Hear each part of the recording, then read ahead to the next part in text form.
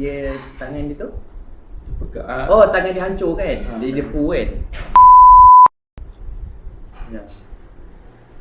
Dah boleh mula ke? Dah, aku dah rakam tadi. La ilaha illallah. Tak. Nanti dia potong lah. Frauds to come.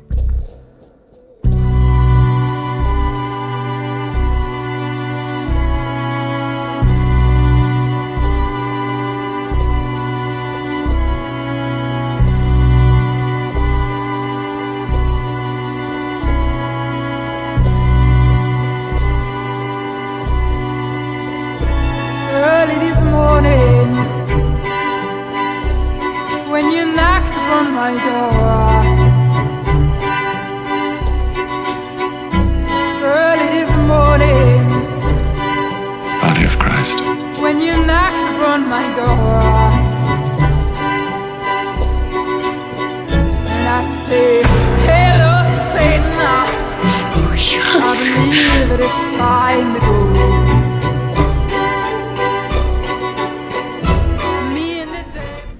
So, Midnight Mass. First impression you? First impression, Matt Flanagan kot. Sebab I think first work yang kita tengok, asal ramai orang tengok pun is Hush lah. Kan, Hush.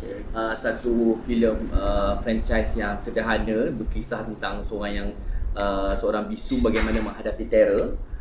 Itu saya sangat menarik dan kita nampak kat situ walaupun dia satu premis yang mudah, tapi kita tengok Matt Flanagan dah memang main layers lah dalam dia punya filem seram. Kemudian kita go to Aku kenal dia mula dengan Oculus sebenarnya.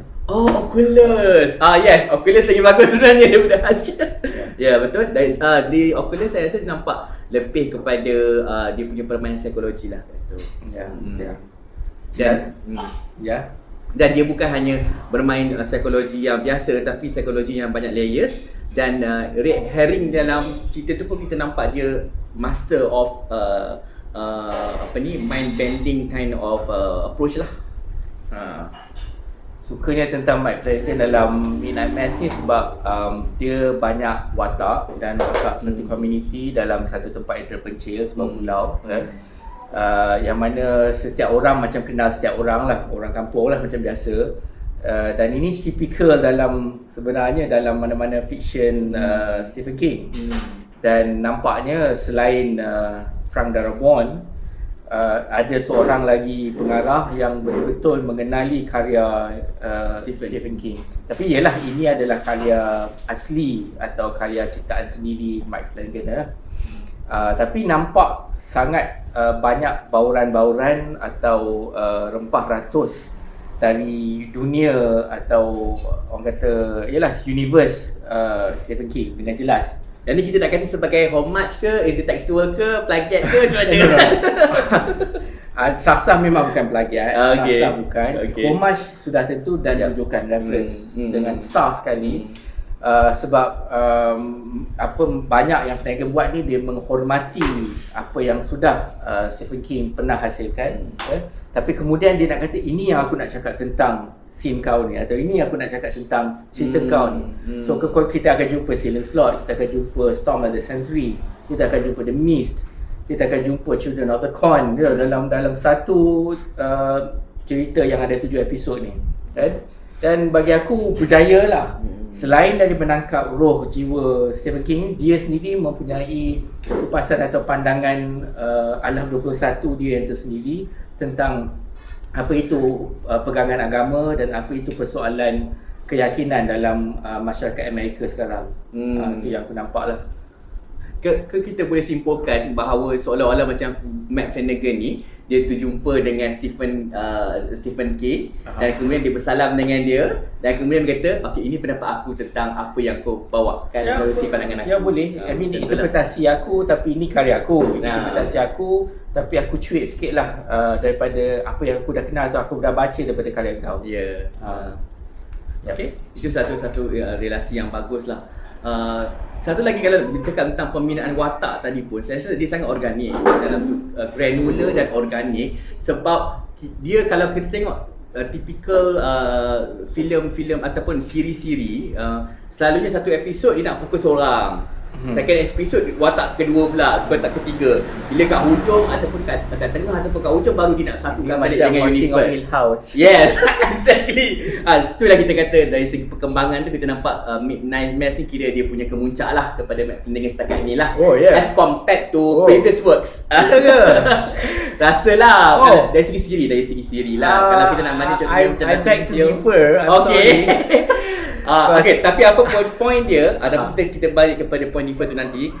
Tapi point dia adalah maksud dia dari segi naratif cerita itu berkembang, tapi perkembangan watak pun di samping dalam perjalanan tu pun berlaku secara tidak langsung. Jadi itu menyebabkan kita tak terasa macam perbezaan sangat antara episod pertama dan episod kedua. Sebab tu kita boleh melihat bila hal itu terjadi, maka kita boleh melihat Midnight Mass ni bukan sebagai satu siri tapi sebagai satu filem yang panjang.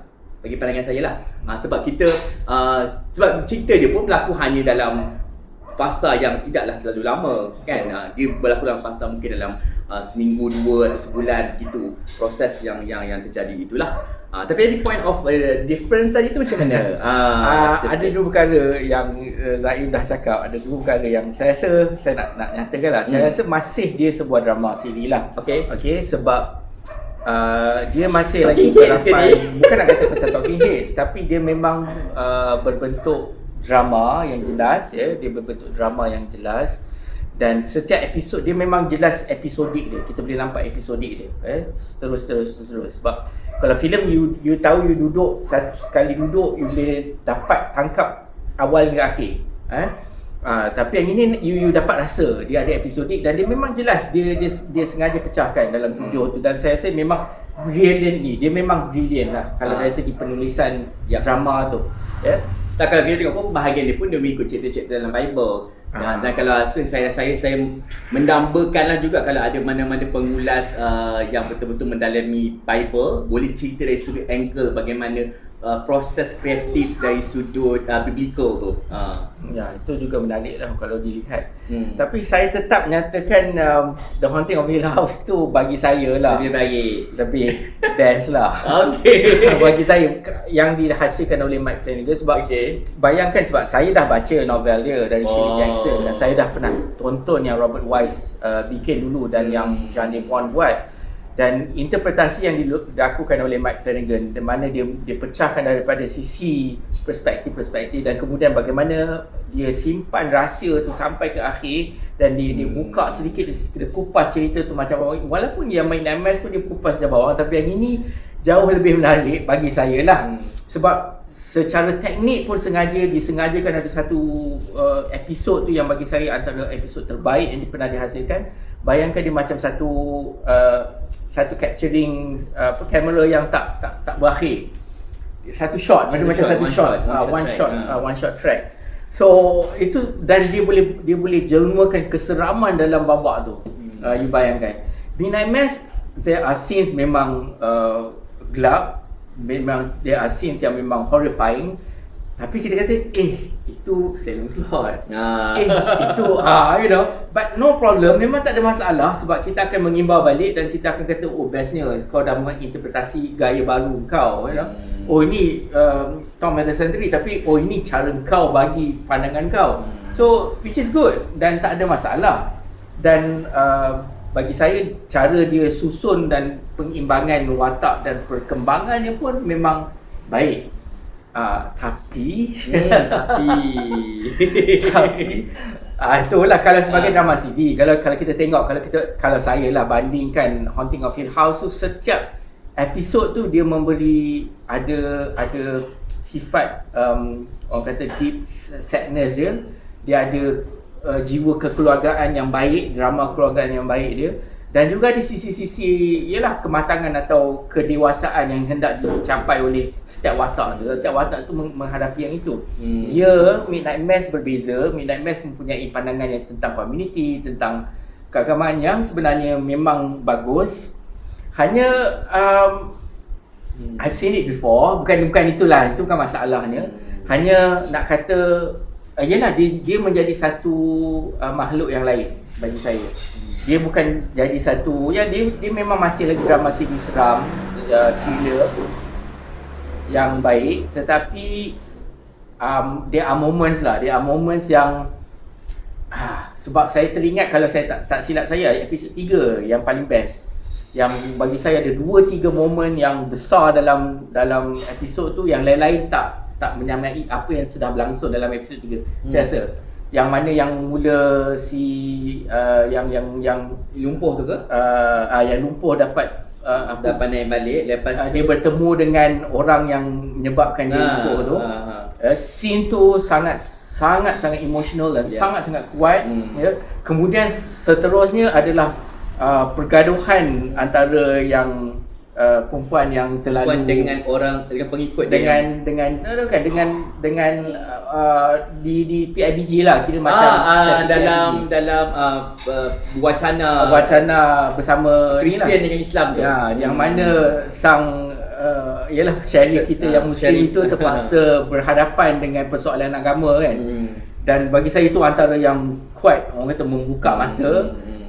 Kemudian dibawa pula ke babak yang ketiga bila dia harus bertentang dengan anak dia, yang anak dia pula dah mula beroncang.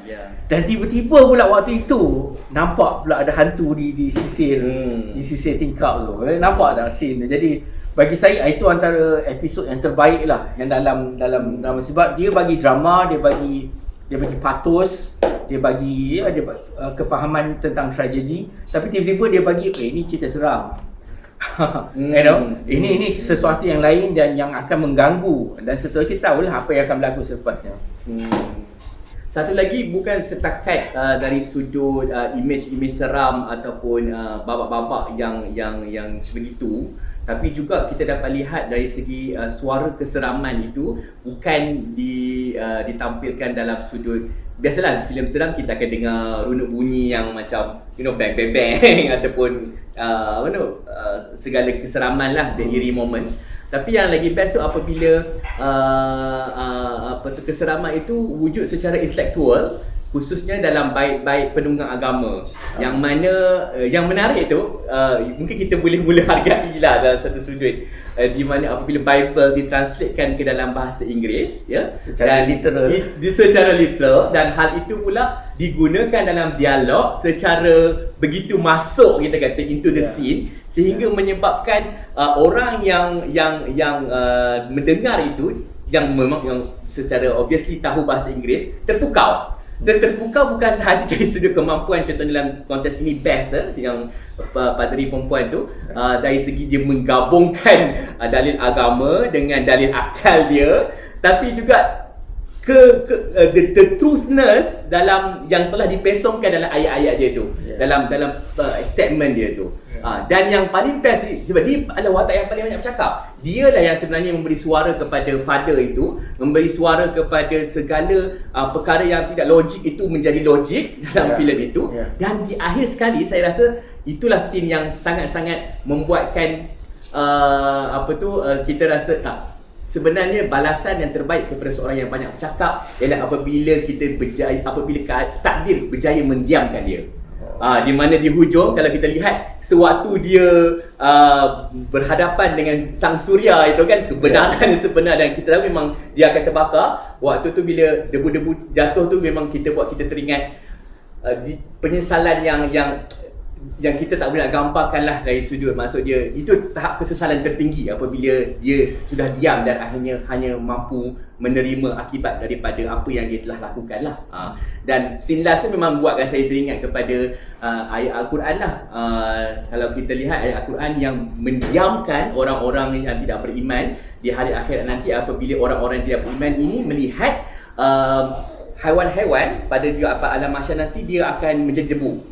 Dia akan menjadi debu. Dan dia nyatakan ya laitani kuntun turaba, adakah lebih baiknya bagi aku kalau aku jadi tanah. Dia merujuk kepada lagi baik aku jadi haiwan.